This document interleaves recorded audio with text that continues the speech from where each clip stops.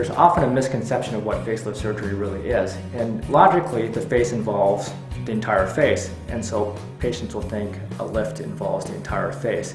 The reality is the face can be broken up into thirds. There's the upper third, which is the forehead. There's the middle third, which is the mid-face. And there's the lower third, which is the jawline and the neck.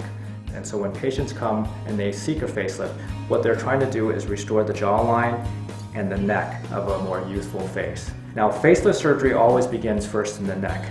And what we do to address the neck is we make a 1.5 centimeter incision. So it's about this long, and it provides a window for us to access the neck. What we do is we elevate the skin, and often as time goes, we'll accumulate a little bit of fat here. And some people, you'll start seeing these two bands, and that's the front edge of a muscle called the platysma muscle.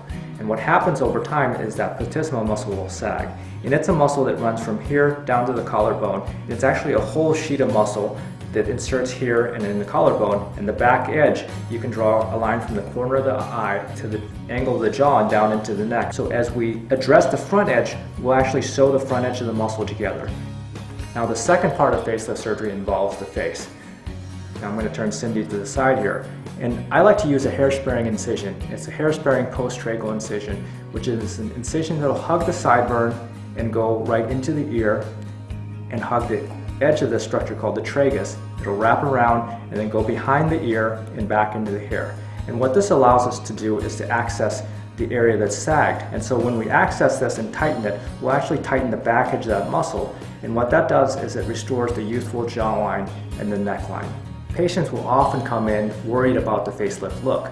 We often think of the facelift look as a widened mouth and lines of tension. Well, that's a skin-only facelift. So if you just lift the skin and remove the excess skin and just tighten it, it does lift the face, but that's what results in the facelift look. The state-of-the-art way to approach facelift surgery is to tighten the muscle and remove only the skin that's excess. And once that's done, what happens is the jawline is restored, the neck is restored, but you don't pull the skin tight, and so patients will look more natural after surgery. So there is no facelift look other than a more youthful jawline and a more youthful neckline. And that's really what most patients are looking for after facelift surgery and what I think is an ideal result.